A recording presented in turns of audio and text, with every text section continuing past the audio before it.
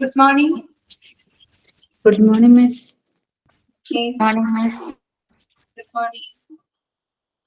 മിസ്സിന് എക്സാം എങ്ങനെ ഉണ്ടായിരുന്നു? എനിക്കോ? കഴിഞ്ഞ ജോബ് സാർ പറഞ്ഞു എനിക്ക് എക്സാം ആണെന്നല്ലേ? എക്സാം നല്ല ബുദ്ധിമുട്ടായിരുന്നു. ടഫായിരുന്നില്ല എക്സാം. അതുവരെ പഠിച്ചിട്ടുണ്ടായിരുന്നില്ല. പഠിക്കാണ്ടാണ് പോയത്. മിസ് കോച്ചിങ്ങിന് വല്ലതും പോകുന്നുണ്ടോ? ഇല്ല, കൊച്ചിയിലേക്ക് പോയിരുന്നു. പിന്നെ നിർത്തി. Okay miss. സമയമൊന്നും കിട്ടുന്നില്ല. അതിൻ്റെതായ കുറെ ബുദ്ധിമുട്ടുകളുണ്ട്. എനിക്ക് എന്താ പറയാ, കൊച്ചിയിലേക്ക് പോകണം, പോയി പരീക്ഷ എഴുതണം താല്പര്യമുണ്ട്. പക്ഷെ സമയമൊന്നും കിട്ടുന്നില്ല.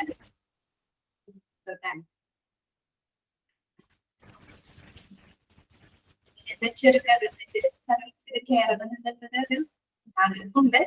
പുറത്തൊക്കെ ചെയ്യുന്നതാണ്. അതെന്നെ എല്ലാത്ത ആഗ്രഹം അതല്ലേ. ട്രൈ ചെയ്യ കിട്ടും.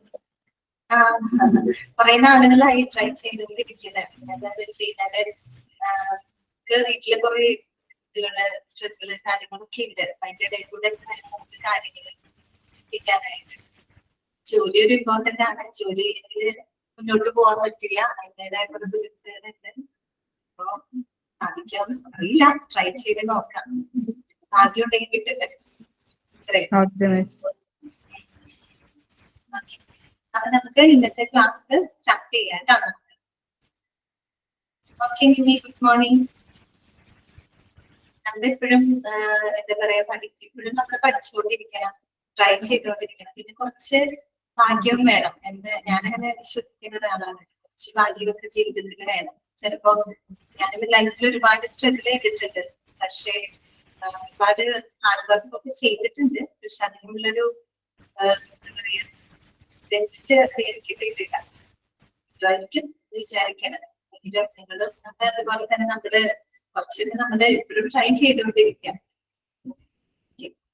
ഭാഗ്യം വേണം. എനിക്കത്ര ഇല്ല. അധികം ഭാഗ്യമില്ലാത്തൊരു ഇതിനെല്ലാം ഉദ്ദേശിച്ചത് ലൈഫിലും കുറെ ബുദ്ധിമുട്ടുകളൊക്കെ എനിക്ക് ഉണ്ടായിട്ടുണ്ട്. ചെറുപ്പത്തിലേ മുതൽ ഞാൻ ഒരുപാട് ഹാർഡ് വർക്ക് ചെയ്തിട്ടുണ്ടാവാം. വർക്ക് ചെയ്യുന്നതിനനുസരിച്ച് കിട്ടിയിട്ടില്ല. അപ്പൊ നമുക്ക് തുടങ്ങാം. ഓക്കെ, നമ്മള് കഴിഞ്ഞ ക്ലാസ്സില് നമ്മൾ പറഞ്ഞിരുന്നത് ഓവർവ്യൂ അല്ലെ? ഓവർവ്യൂവിന്റെ ഇവിടെ വരെ നമ്മൾ പറഞ്ഞിട്ട് അല്ലെ? എന്താണ്? ഒരു ദിവസം തീർച്ചയായിട്ടും ദൈവം നമുക്ക് തരും.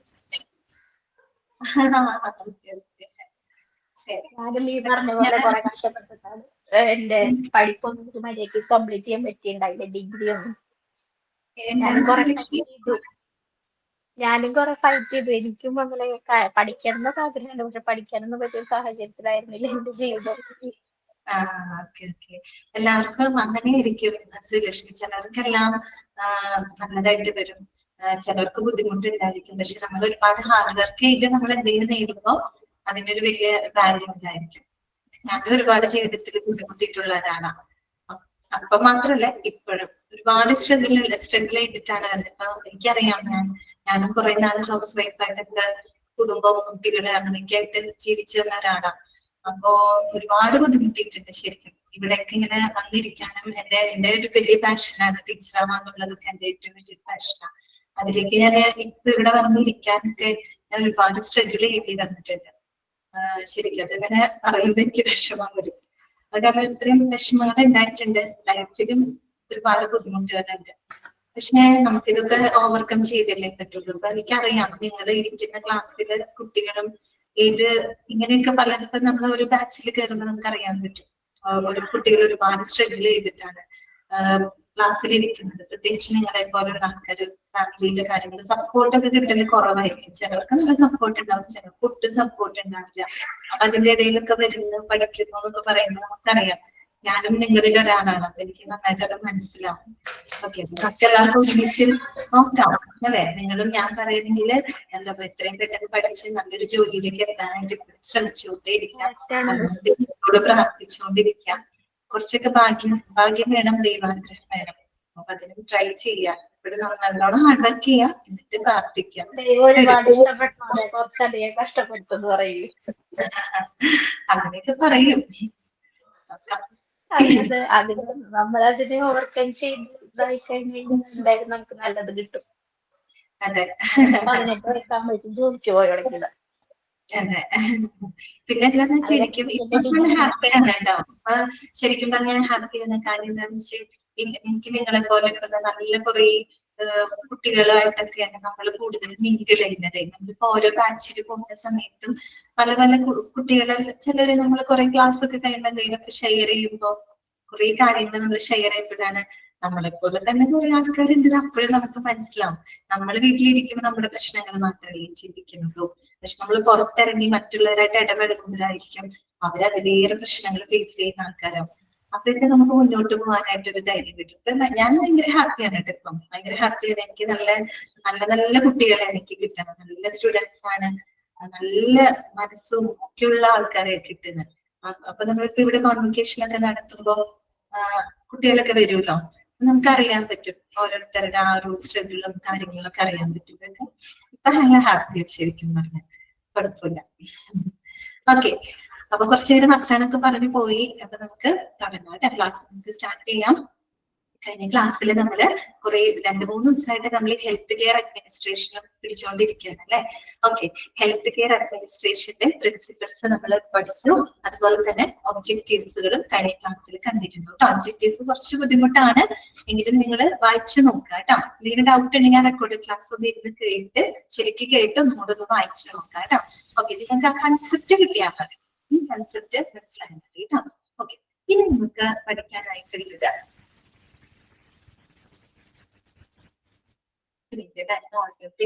നോക്കാൻ.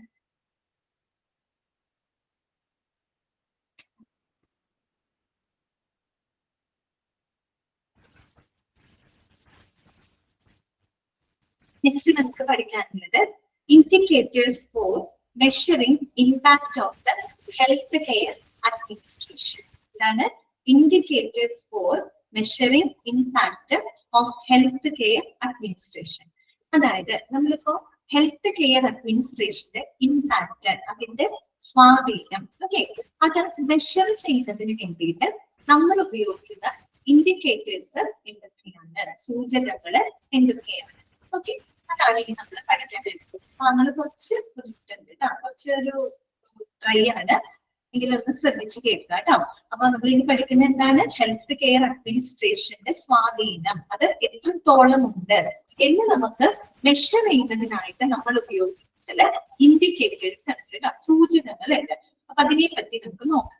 ഓക്കെ, അതിന് എന്താ പറയാന്നറിയോ, ഹെൽത്ത് ഇൻഡിക്കേറ്റേഴ്സ് എന്നാണ് അതിന് പറയാം. എന്താണ് പറയാ, health indicators. Okay, health indicators are calculable characteristics of a population which researchers use as a supporting evidence for explaining the health of a population. അതൊന്ന് അണ്ടർലൈൻ ചെയ്ത് വെക്കാം കേട്ടോ. അതായത് എന്താണ് ഹെൽത്ത് ഇൻഡിക്കേറ്റേഴ്സ് എന്നാണ് പറയുന്നത്. ഓക്കെ, എന്താണ് health indicators R കാൽക്കുലബിൾ characteristics of A population. അതായത് പോപ്പുലേഷൻ എന്ന് പറഞ്ഞാൽ എന്താണ്, ഒരു ജനസംഖ്യ അല്ലെ. ഓക്കെ, അങ്ങനെ ഒരു പോപ്പുലേഷനെ നമുക്ക് കണക്കാക്കാൻ പറ്റുന്ന, അതായത് നമുക്ക് എന്താ പറയാ, മെഷറബിൾ ആയിട്ടുള്ള, നമുക്ക് അളക്കാനായിട്ട് പറ്റുന്ന, നമുക്ക് കാൽക്കുലേബിൾ ആയിട്ടുള്ള, ഓക്കെ, അളന്ന് തിട്ടപ്പെടുത്താനായിട്ട് സാധിക്കുന്ന ചില സ്വഭാവ സവിശേഷതകളാണ് ഹെൽത്ത് ഇൻഡിക്കേറ്റേഴ്സ് എന്നതുകൊണ്ട് ഉദ്ദേശിക്കുന്നത്. ഓക്കെ, ഹെൽത്ത് ഇൻഡിക്കേറ്റേഴ്സ് ആണ് കാൽക്കുലബിൾ ക്യാരക്ടറിസ്റ്റിക്സ് ഓഫ് എ പോപ്പുലേഷൻ. അതായത് ഒരു പോപ്പുലേഷനെ, ഒരു ജനസംഖ്യയുടെ നമുക്ക് കണക്കാക്കാവുന്ന, അതായത് നമുക്ക് മെഷറബിൾ ആയിട്ടുള്ള ചില സ്വഭാവ സവിശേഷതകളെയാണ് ഇവിടെ എന്ത് പറയുന്നത്, ഹെൽത്ത് ഇൻഡിക്കേറ്റേഴ്സ് എന്ന് പറയുന്നത്. ഓക്കെ, അപ്പോ ഈ എക്സാമ്പിൾ പറഞ്ഞാൽ നിങ്ങൾക്ക് ആ കൺസെപ്റ്റ് പെട്ടെന്ന് മനസ്സിലാവും. അതായത് നമ്മൾ ഈ മരണനിരക്ക് ഇപ്പൊ നോക്കിയില്ലേ, ഡെത്ത് റേറ്റ്, അതുപോലെ തന്നെ ശിശു മരണനിരക്ക്, പിന്നെ മാതൃമരണ നിരക്ക്, അതൊക്കെ എന്താണ്, ഓരോ ഹെൽത്ത് ഇൻഡിക്കേറ്റേഴ്സ് ആണ്. അത് നമ്മൾ ഇങ്ങനെ അളന്നെടുക്കുന്ന കാര്യങ്ങളില്ല, നമുക്ക് അളന്ന് കാൽക്കുലേബിൾ ആയിട്ടുള്ള കുറെ കാര്യങ്ങളാണ് അല്ലെ, ശരിയാണ് അവിടെ ഉദ്ദേശിച്ചത് കേട്ടോ. Okay, which researchers use as a supporting evidence for explaining the health of a population. അതോ നമ്മൾ എന്തിനാണ് ഹെൽത്ത് ഇൻഡിക്കേറ്റേഴ്സ് എന്തിനു വേണ്ടിയിട്ടാണ് നമ്മൾ ഉപയോഗിക്കുന്നതിന് വേണ്ടിയിട്ടാണ് അതായത് ഒരു പോപ്പുലേഷന്റെ ഹെൽത്തിനെ പറ്റിയിട്ട് അല്ലെ അവരുടെ ആരോഗ്യത്തെ പറ്റിയിട്ട് എക്സ്പ്ലെയിൻ ചെയ്യുന്നതിന് വേണ്ടിയിട്ട് നമ്മൾ ഉപയോഗിക്കുന്ന ഒരു സപ്പോർട്ടിംഗ് എവിഡൻസുകളാണ് എന്തെന്ന് പറയുന്നത് ഈ പറയുന്ന ഹെൽത്ത് ഇൻഡിക്കേറ്റേഴ്സ്. ഓക്കെ, ക്ലിയർ ആയോ പറഞ്ഞത്? ഇത്രയേ ഉള്ളൂ. ഹെൽത്ത് ഇൻഡിക്കേറ്റേഴ്സ് എന്ന് പറഞ്ഞാൽ എന്താണ്? അതൊരു ജനസംഖ്യയുടെ നമുക്ക് കണക്കാക്കാവുന്ന അളന്ന് തിട്ടപ്പെടുത്താൻ സാധിക്കുന്ന ചില സ്വഭാവ സവിശേഷതകളാണ്. ഇത്തരം ഇൻഡിക്കേറ്റേഴ്സ് നമ്മൾ എന്തിനു വേണ്ടിയിട്ട് റിസർച്ചേഴ്സ് യൂസ് ചെയ്യുന്നത്? ആ ഒരു പെർട്ടിക്കുലർ പോപ്പുലേഷന്റെ ആരോഗ്യത്തെ പറ്റിയിട്ട് വിശദമാക്കുന്നതിനുള്ള ഒരു സപ്പോർട്ടിംഗ് എവിഡൻസ്. അവരുടെ ആരോഗ്യം ഇന്ന രീതിയിലാണ്, അല്ലെങ്കിൽ അവരുടെ എന്താ പറയാ ജീവിതം അവരുടെ ഒരു ഹെൽത്ത് ഈ രീതിയിലാണ് പോകുന്നത് എന്ന് നമുക്ക് പറയണമെങ്കിൽ അതിന്റെ എവിഡൻസ് നമുക്ക് കാണിച്ചു കൊടുക്കണം അല്ലെ? അല്ലാണ്ട് ഇങ്ങനെ പറഞ്ഞിട്ട് കാര്യമില്ല. എന്തുകൊണ്ട് ഇവരിങ്ങനെ പറയുന്നത് കൃത്യമായ പ്രൂഫ് നമുക്ക് കൊടുക്കണം അല്ലെ? അതിനുള്ളൊരു എവിഡൻസ് ആയിട്ട് നമ്മൾ ഉപയോഗിക്കുന്നതാണ് ഹെൽത്ത് ഇൻഡിക്കേറ്റേഴ്സ് പറയുന്നത്. അണ്ടർലൈൻ ചെയ്ത് വെക്കുക. ഇനി എന്താണ്? Normally researchers will use A survey methodology to collect the information about a population sample. എന്താണ് പറയുന്നത്? Normally researchers will use a survey methodology to collect the information about the population sample. അങ്ങനെ ഒരു പോപ്പുലേഷനിൽ ഈ പറയുന്ന വിവരങ്ങൾ കളക്ട് ചെയ്യുന്നതിന് വേണ്ടിയിട്ട് researchers എന്താണ് ഉപയോഗിക്കുന്നത്? സർവേ മെത്തഡോളജിയാണ് ഉപയോഗിക്കുന്നത്. അതായത് സർവേകളിലൂടെയാണ് ഈ പറയുന്ന റിസർച്ചേഴ്സ് ഈ പോപ്പുലേഷനെ പറ്റിയിട്ടുള്ള വിവരങ്ങളെ ശേഖരിക്കുന്നത്. ഇപ്പൊ നമ്മുടെ എന്താ പറയുക, ഈ രാജ്യത്ത് സെൻസസ് ഒക്കെ നടക്കാറില്ലേ? അപ്പൊ എങ്ങനെയാണ് നമ്മുടെ വീടുകളിലൊക്കെ വന്ന് സർവേ വരും. സർവേയിലൂടെയാണ് അവരിങ്ങനെ വീടുകൾക്ക് കയറി ഇറങ്ങി കുറെ വിവരങ്ങൾ അവർ ശേഖരിക്കുന്നുണ്ട്. ഇന്നിപ്പോ കൂടുതൽ അത് എന്താണ് കൺവീനിയന്റ് ആയി. പഴയ പോലെ നമുക്ക് അങ്ങനെ വീടുകളൊന്നും കയറി ഇറങ്ങേണ്ടി ഒന്നും വരില്ല. അല്ലാതെ നമുക്ക് ഓൺലൈനായിട്ടും അല്ലാതെയൊക്കെ നമുക്ക് ഇപ്പൊ സർവേ നടത്താം അല്ലെ? പണ്ടത്തെക്കാളും കുറെ കൂടെ എന്താണ് ബെറ്ററായി ഇന്നത്തെ കാര്യങ്ങൾ അല്ലെ? ഓക്കെ, അപ്പൊ ഇത്രയേ ഉള്ളൂ. ഒരു സർവേ മെത്തഡോളജി, സർവേയിലൂടെയാണ് ഈ പറയുന്ന റിസർച്ചേഴ്സിൽ പോപ്പുലേഷനെ സംബന്ധിക്കുന്ന വിവരങ്ങൾ ശേഖരിക്കുന്നത്. പിന്നെന്താണ്? അതിനുശേഷം എന്ത് ചെയ്യുന്നത്? Use statistics to generalise the information gathered to the total population.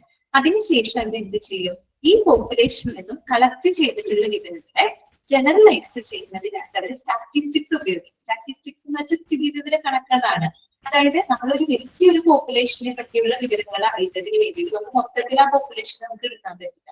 പകരം നമ്മൾ എന്ത് ചെയ്യും? ഓരോ പോപ്പുലേഷൻ സാമ്പിളുകളായിട്ട് എടുക്കാം അല്ലെ? ഒരു സാമ്പിൾ എടുത്ത് നോക്കിയിട്ടാണ് നമ്മൾ അവസാനം ആ ടോട്ടൽ പോപ്പുലേഷനെ പറ്റിയിട്ടുള്ള വിവരങ്ങൾ നമ്മൾ ജനറലൈസ് ചെയ്യും.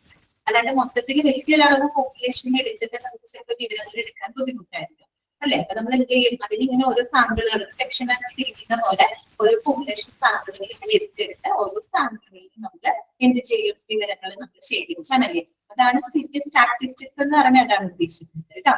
നമ്മളൊരു പോപ്പുലേഷൻ സാമ്പിൾ എടുക്കുന്നു, എന്നിട്ട് അതിൽ നമ്മൾ വിവരങ്ങൾ ശേഖരിക്കും. എന്നിട്ട് അതിന്റെ വെളിച്ചത്തിൽ നമ്മൾ ആ ഒരു മൊത്തം പോപ്പുലേഷനെ പറ്റിയിട്ടുള്ള വിവരങ്ങൾ നമ്മൾ എന്ത് ചെയ്യാണ്? ജനറലൈസ് ചെയ്യുന്നത്. ഓക്കെ, നമ്മൾ പറയുന്നത് use statistics to generalise the information gathered to the total population and then use അതിനുശേഷം എന്ത് ചെയ്യും? Then use the statistical analysis to make a statement about the health of the population. അതിനുശേഷം എന്താണ്? Use the statistical analysis to make a statement about the health of the population. അതിനുശേഷം ആ ഒരു പോപ്പുലേഷനിലെ ഹെൽത്തിനെ പറ്റിയിട്ട് നമ്മളൊരു സ്റ്റേറ്റ്മെന്റ് എഴുതാണ് അല്ലെ? സ്റ്റേറ്റ്മെന്റ് ഒരു കൃത്യമായിട്ടുള്ള ഒരു നിഗമനത്തിന് നമ്മൾ എത്താണ്. ഇങ്ങനെ സ്റ്റാറ്റിസ്റ്റിക്കൽ അനാലിസിസിലൂടെ നമ്മൾ കളക്ട് ചെയ്യുന്ന ആദ്യം നമ്മൾ എന്താ ചെയ്യുന്നത്? സർവേകളിലൂടെ ആളുകളിൽ നമ്മൾ വിവരങ്ങൾ ശേഖരിക്കുന്നു അല്ലെ? അതിനുശേഷം നമ്മൾ വലിയൊരു പോപ്പുലേഷന്റെ വിവരങ്ങൾ ജനറലൈസ് ചെയ്യാനായിട്ട് ഓരോ പോപ്പുലേഷൻ സാമ്പിളുകൾ നമ്മൾ അനലൈസ് ചെയ്യാൻ സ്റ്റാറ്റിസ്റ്റിക്സ് ഉപയോഗിച്ച് അനലൈസ് ചെയ്യുന്നു. ഫൈനലി നമ്മൾ ആ അനാലിസിസിലൂടെ എന്ത് ചെയ്യാണ്? ആ ഒരു പോപ്പുലേഷന്റെ മൊത്തം ഹെൽത്തിനെ പറ്റിയിട്ടുള്ള ഒരു ഫൈനൽ സ്റ്റേറ്റ്മെന്റ് നമ്മൾ ക്രിയേറ്റ് ചെയ്യുന്നു. ഓക്കെ, ക്ലിയർ ആയോ പറഞ്ഞത്? അങ്ങനെയാണ് ഹെൽത്ത് ഇൻഡിക്കേറ്റേഴ്സ് കേട്ടോ. ഇനി നോക്കാം, health indicators are often used by the government. എന്തിനു വേണ്ടിയിട്ടാണ്? To guide the health care policy or to make goals for improving population health. അതായത് നമ്മുടെ ഹെൽത്ത് ഇൻഡിക്കേറ്റേഴ്സ് ആരാണ് ഉപയോഗപ്പെടുത്തുന്നത്? ഗവൺമെന്റ് ആണ് ഉപയോഗപ്പെടുത്തുന്നത് അല്ലെ? ഗവൺമെന്റ് ഈ പറയുന്ന ഹെൽത്ത് ഇൻഡിക്കേറ്റേഴ്സ് ഉപയോഗപ്പെടുത്തും. എന്തിനു വേണ്ടിയിട്ടാണ് അവർ ഉപയോഗപ്പെടുത്തുന്നത്? To guide the health care policy അല്ലെ, ആരോഗ്യ നയങ്ങളൊക്കെ ഗൈഡ് ചെയ്യാം. നമ്മൾ ഓൾറെഡി ഹെൽത്ത് കെയർ അഡ്മിനിസ്ട്രേഷന്റെ എന്താണ് പ്രിൻസിപ്പിളിൽ നമ്മൾ പഠിച്ചു അല്ലെ, പ്രിൻസിപ്പിളിൽ നമ്മൾ പറഞ്ഞു എന്താണ് അതായത് നാഷണൽ ഹെൽത്ത് നയങ്ങളൊക്കെ നടപ്പിലാക്കണം എന്ന് പറഞ്ഞു അല്ലെ. അപ്പൊ ഗവൺമെന്റ് ഈ പറയുന്ന ആരോഗ്യ നയങ്ങളൊക്കെ നടപ്പിലാക്കുന്നത് നടപ്പിലാക്കുന്നതിന് വേണ്ടി അത് എന്ത് ഉപയോഗിക്കുന്നുണ്ട്? ഈ പറയുന്ന ഹെൽത്ത് ഇൻഡിക്കേറ്റേഴ്സ് അവര് ഉപയോഗിക്കുന്നുണ്ട് കേട്ടോ. അതുപോലെ തന്നെ or to make the goals for improving the population health, അതുകൂടാണ്ട് നമ്മുടെ പോപ്പുലേഷന്റെ അവരുടെ ഒരു ആരോഗ്യകരമായിട്ടുള്ള ഒരു ജീവിതം പ്രോത്സാഹിപ്പിക്കുന്നതിന് വേണ്ടിയിട്ടും നമ്മൾ എന്ത് ഉപയോഗിക്കുന്നുണ്ട്? ഹെൽത്ത് ഇൻഡിക്കേറ്റേഴ്സ് ഉപയോഗിക്കുന്നുണ്ട്. എന്നാ കൺസെപ്റ്റ് മനസ്സിലാക്കിയാൽ മതി കേട്ടോ. കാണാണ്ടൊന്നും പഠിക്കേണ്ട, കൺസെപ്റ്റ് കിട്ടി കഴിഞ്ഞാൽ കൂടുതൽ കാര്യങ്ങളെല്ലാം മനസ്സിലാവും. അപ്പൊ ഹെൽത്ത് ഇൻഡിക്കേറ്റർ എന്ന് പറയുമ്പോൾ നിങ്ങൾ മനസ്സിലാവും എന്തൊക്കെയാണ്. നമ്മൾ ഈ മരണനിരക്ക്, ശിശു മരണനിരക്ക്, മാതൃമരണ നിരക്ക്, രോഗവ്യാപന നിരക്ക് പറയുന്നത് ഓരോ ഹെൽത്ത് ഇൻഡിക്കേറ്റേഴ്സുകളാണ് കേട്ടോ.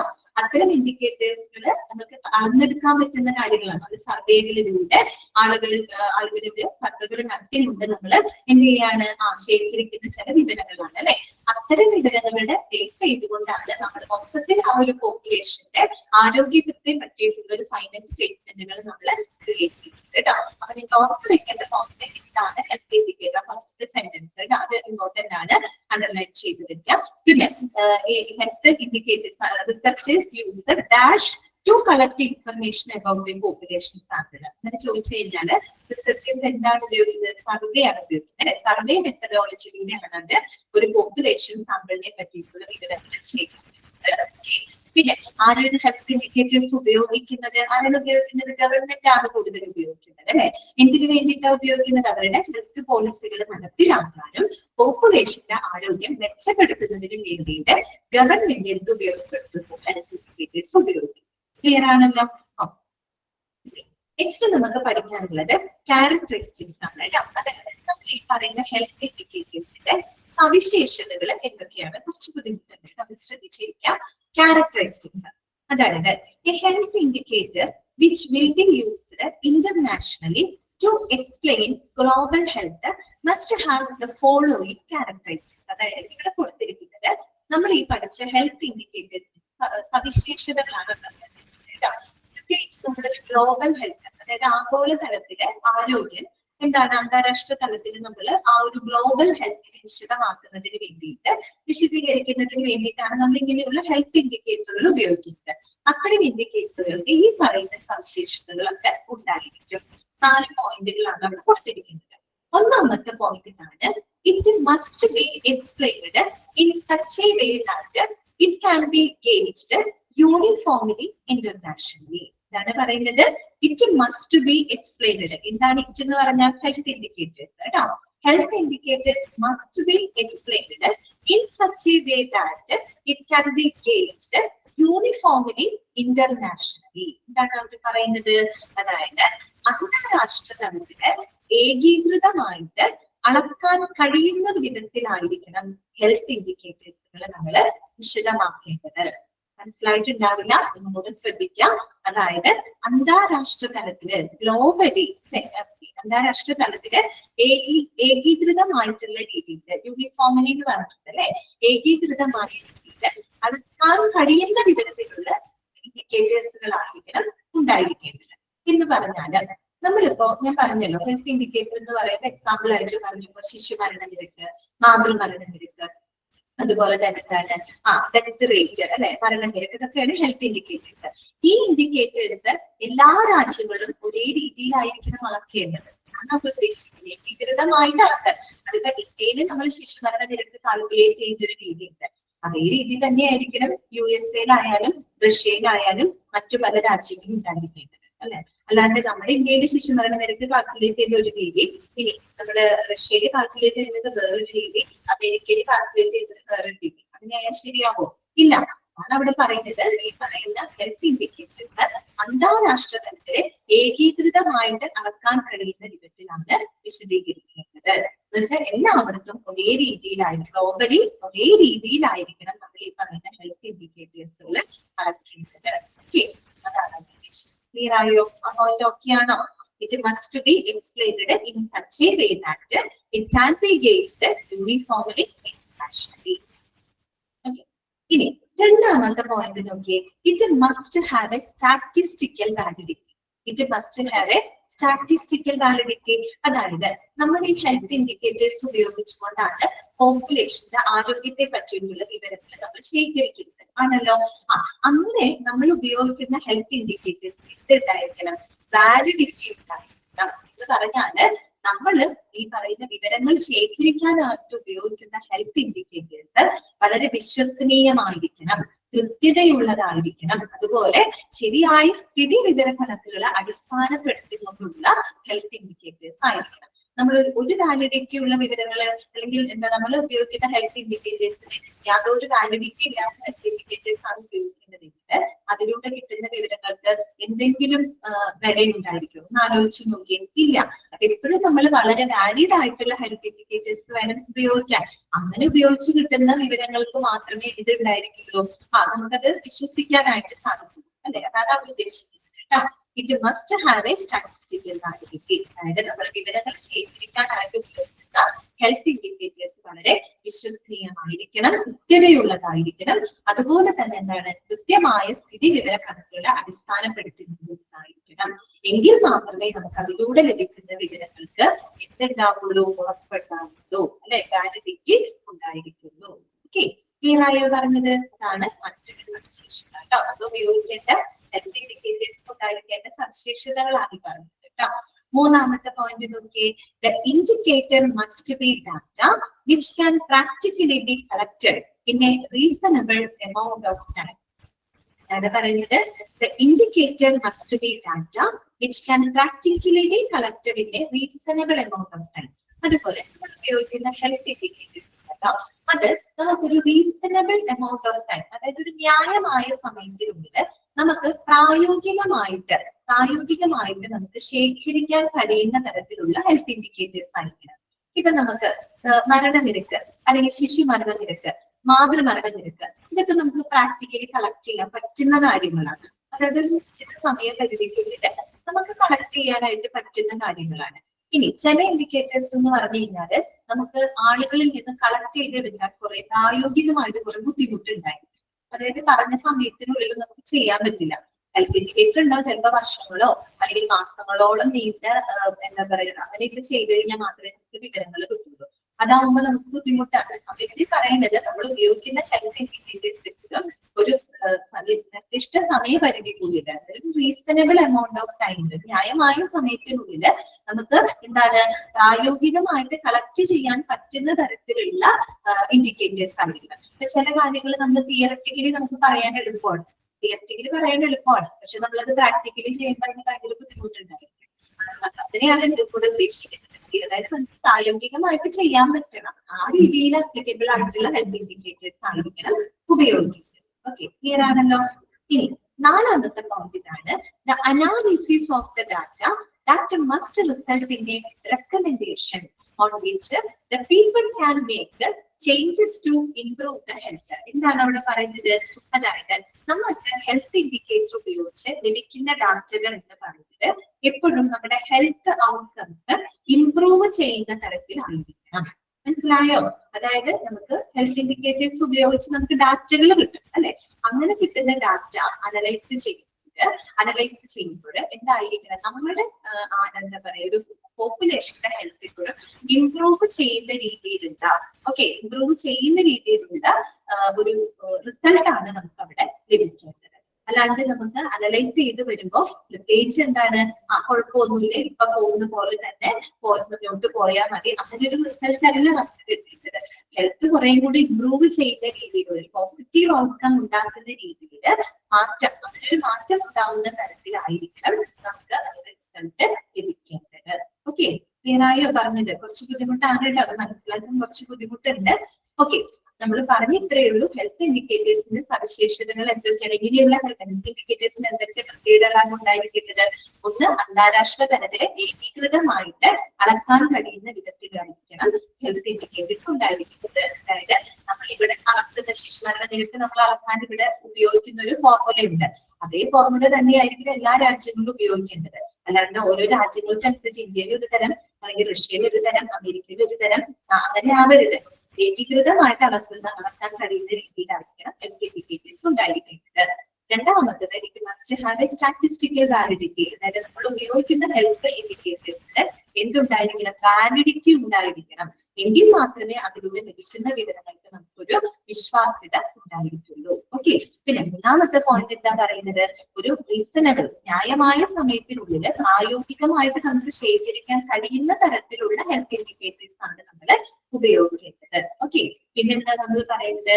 ഹെൽത്ത് ഇൻഡിക്കേറ്റേഴ്സ് ഉപയോഗിച്ച് നമുക്ക് ലഭിക്കുന്ന ഡാറ്റ അനലൈസ് ചെയ്യുമ്പോൾ നമ്മുടെ പോപ്പുലേഷൻ ആരോഗ്യം മെച്ചപ്പെടുത്തുന്ന രീതിയിലുള്ള റിസൾട്ട് ഉണ്ടാവുന്ന തരത്തിലുള്ള അങ്ങനെ ഒരു റിസൾട്ട് ആണ് നമുക്ക് അതിലൂടെ ലഭിക്കുന്നത് കേട്ടോ.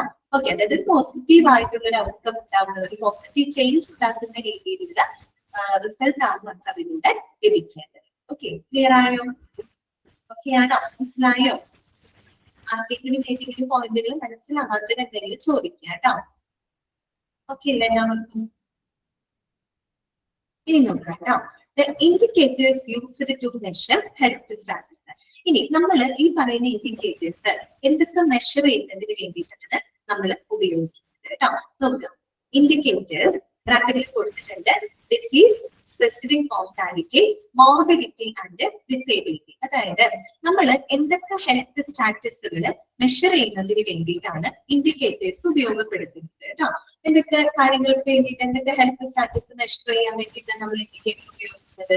നോക്കിക്കേ. ഒന്ന് ഡിസീസ് അല്ലെ, അസുഖങ്ങള്. അതുപോലെ തന്നെ സ്പെസിഫിക് മോർട്ടാലിറ്റി, മരണനിരക്ക്. മോർട്ടാലിറ്റി എന്ന് പറഞ്ഞാൽ എന്താണ്? Number of death in A population. ഒരു പോപ്പുലേഷനിൽ ഉണ്ടാകുന്ന ആദ്യം കറക്റ്റ് ആണ് മരണനിരക്ക്. പിന്നെ മോർബിഡിറ്റി. മോർബിഡിറ്റി എന്ന് പറഞ്ഞു കഴിഞ്ഞാൽ ഇത് രോഗാവസ്ഥയാണ് കേട്ടോ. ഡിസീസ് ഓർ ഇൽനെസ് എന്നുള്ള അർത്ഥമാണ് കേട്ടോ മോർബിഡിറ്റി. മരണമല്ല, മോർട്ടാലിറ്റി മരണനിരക്കാണ്. മോർബിഡിറ്റി എന്ന് പറഞ്ഞു കഴിഞ്ഞാല് ഡിസീസ് ഓർ ഇൽനെസ് എന്നാണ് കേട്ടോ. Disease or illness. പിന്നെ എന്താണ്? ഡിസേബിലിറ്റി, വൈകല്യങ്ങള്. ഇങ്ങനെയുള്ള അവസ്ഥകൾ, അത്തരത്തിലുള്ള ഹെൽത്ത് സ്റ്റാറ്റസ് ഒക്കെ മെഷർ ചെയ്യുന്നതിന് വേണ്ടിയിട്ട് നമ്മൾ എന്ത് ഉപയോഗിക്കുന്നുണ്ട്? ഇൻഡിക്കേറ്റേഴ്സ് ഉപയോഗിക്കുന്നുണ്ട് അല്ലെ. പിന്നെന്താണ്? പിന്നെ രണ്ടാമത് എന്താണ്? Determinants of health. ഇതൊക്കെ പോയിന്റുകളാണ് കേട്ടോ. ഇത് വേണമെങ്കിൽ ഒന്നും എഴുതിക്കോളൂ. ഇത് രണ്ടാമത്തെ പോയിന്റ് ആണ് കേട്ടോ. Determinants of health. Determinants of health എന്ന് പറഞ്ഞാൽ എന്താണ്? Factors influence the health. നമ്മളുടെ ആരോഗ്യത്തിനെ സ്വാധീനിക്കുന്ന ചില ഘടകങ്ങൾ. അങ്ങനെയുള്ള ഘടകങ്ങൾ എന്ന് പറഞ്ഞാൽ എന്തൊക്കെയായിരിക്കും? ബയോളജിക്കൽ റിസ്ക് ഫാക്ടേഴ്സ് ഉണ്ട്, ഹെൽത്ത് ബിഹേവിയേഴ്സ് ഉണ്ട് അല്ലെ. ബയോളജിക്കൽ റിസ്ക് ഫാക്ടേഴ്സ് എന്ന് പറഞ്ഞാൽ എന്താണ്? ഇപ്പോ ജനറ്റിക് ആയിട്ടുള്ള കാര്യങ്ങള്, ഏജ്, ഇതൊക്കെ നമ്മുടെ ആരോഗ്യത്തിനെ ബാധിക്കാറ്. ഇപ്പൊ നമുക്ക് ജനിതകമായിട്ടൊക്കെ അസുഖങ്ങൾ വരാറുണ്ട് അല്ലെ. പാരമ്പര്യമായിട്ടൊക്കെ ചില അസുഖങ്ങൾ കിട്ടാറുണ്ട്.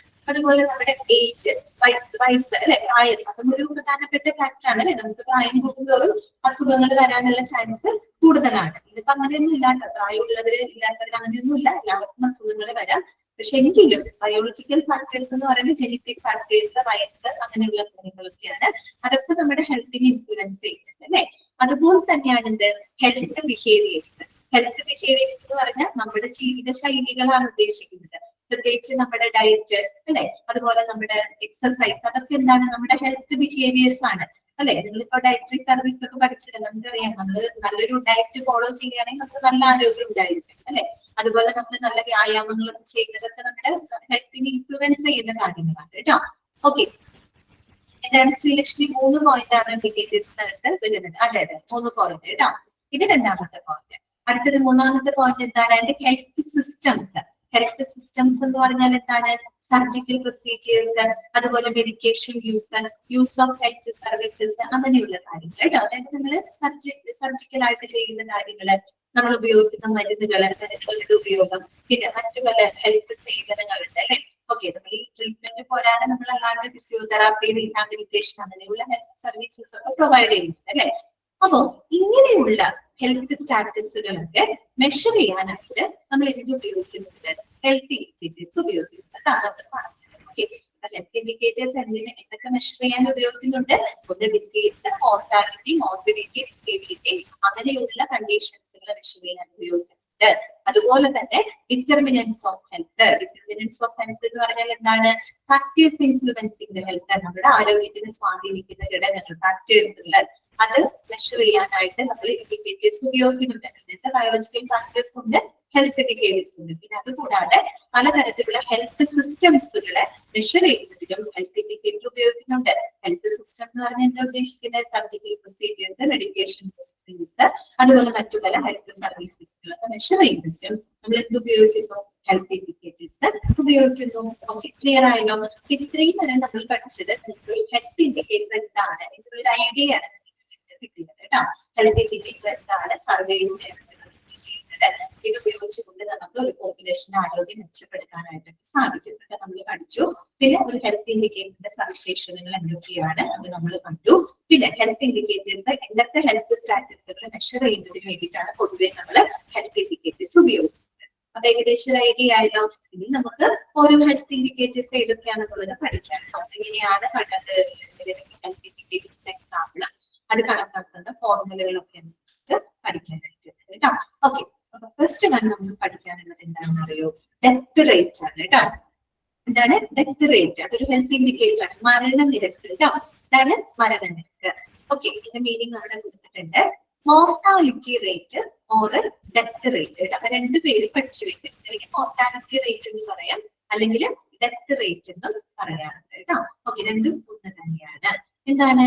It is a scale of the number of death, ബ്രാക്കറ്റിൽ കൊടുത്തിട്ടുണ്ട്, in general or owing to a specific cause in a particular population measured to the size of that population per unit of time. ഭയങ്കര ഒരു വലിയ sentence ആയിട്ടാണ് ശരി. Simple ആയിട്ട് പറയുകയാണെങ്കിൽ ഇതേ ഉള്ളൂ. Mortality of rate of death rate എന്ന് പറഞ്ഞാൽ എന്താണ്? It is the number of death in A population over a specific period of time. ഇത്രയേ ഉള്ളൂ. അതാണ് അവിടെ എഴുതി വെച്ചിരിക്കുന്നത് കേട്ടോ. അതാണ് നമ്പർ ഓഫ് ഡെത്ത് അല്ലെ, number of death in A population over a specific period of time. അതായത് ഒരു നിശ്ചിത കാലയളവില് ഒരു നിശ്ചിത പോപ്പുലേഷനിൽ സംഭവിക്കുന്ന മരണങ്ങളുടെ ആകെ എണ്ണം. അതാണ് എന്ത്? Mortality rate. ഇതാണ് ഇവിടെ എഴുതിയിരിക്കുന്നത്. It is a scale of the number of death. That means it is the measure of the number of death. അതും പ്രത്യേകം പറയുന്നത് in general or owing to a specific cause. General ആയിട്ട് സംഭവിക്കുന്ന മരണങ്ങളാവാം, അല്ലെങ്കിൽ വയസ്സെത്തിയിട്ട് മരിക്കുന്ന കേസുകളുണ്ട്. അതല്ലാണ്ട് സ്പെസിഫിക് കോസ്, അതായത് പ്രത്യേക കാരണങ്ങൾ കൊണ്ടൊക്കെ മരിക്കുന്ന ഇഞ്ചുറി സംഭവിച്ച്, അസുഖം വന്ന്, ആക്സിഡന്റ് ഒക്കെ സംഭവിച്ച ആളുകൾ മരണപ്പെടുന്നുണ്ടല്ലോ. അങ്ങനെ എല്ലാ മരണങ്ങളും അതിനകത്ത് ഉൾപ്പെടുന്നുണ്ട് കേട്ടോ. അതാണ് ഉദ്ദേശിക്കുന്നത്. പിന്നെ പെർട്ടിക്കുലർ പോപ്പുലേഷൻ, അതായത് ഒരു നിർദ്ദിഷ്ട പോപ്പുലേഷൻ ആണത്. അതും measured to the size of that population per unit of time. Per unit of time എന്ന് പറയുന്നത് over a specific period of time, നിശ്ചിത കാലയളവ്. അത് ചിലപ്പോൾ ഒരു പൊതുവെ നമ്മൾ വർഷത്തിനാണ് പറയാം. എല്ലാ എന്താ പറയാ ഹെൽത്ത് ഇൻഡിക്കേറ്റേഴ്സ് നമ്മൾ പെർ ഇയറിലാണ് പറയാം. ചിലപ്പോൾ പെർ ഇയറിൽ പറയും, ചിലപ്പോൾ പെർ മന്തിലൊക്കെ പറയും. ഓക്കെ, അപ്പൊ ഒരു നിശ്ചിത കാലയളവില് ഒരു നിർദ്ദിഷ്ട പോപ്പുലേഷന് സംഭവിച്ചിട്ടുള്ള ആകെ മരണങ്ങളുടെ എണ്ണമാണ് ഡെത്ത് റേറ്റ് അഥവാ മോർട്ടാലിറ്റി റേറ്റ് ഉദ്ദേശിക്കുന്നത്. ക്ലിയർ ആയല്ലോ? ഓക്കെ, ഇനി നോക്കാം. The term mortality indicates the total death that happened, especially on a large scale, such as in a population or geographical area. Same കാര്യം തന്നെയാണ് വീണ്ടും ഇവിടെ പറയുന്നത് കേട്ടോ. അതായത് മോർട്ടാലിറ്റി എന്ന് പറയുന്ന ആ ഒരു ടേം ഉണ്ടല്ലോ, അത് ഇൻഡിക്കേറ്റ് ചെയ്യുന്നത് എന്താണെന്ന് വെച്ച് കഴിഞ്ഞാൽ ഒരു പോപ്പുലേഷനില് ലാർജ് സ്കെയിലില് സംഭവിച്ചിട്ടുള്ള മരണങ്ങളുടെ ആകെ എണ്ണമാണ് കേട്ടോ. അത് ഒന്നില്ലെങ്കിൽ ഒരു വലിയ പോപ്പുലേഷനിലാവാം, അല്ലെങ്കിൽ ഒരു particular geographical ഏരിയയിലായിരിക്കാം.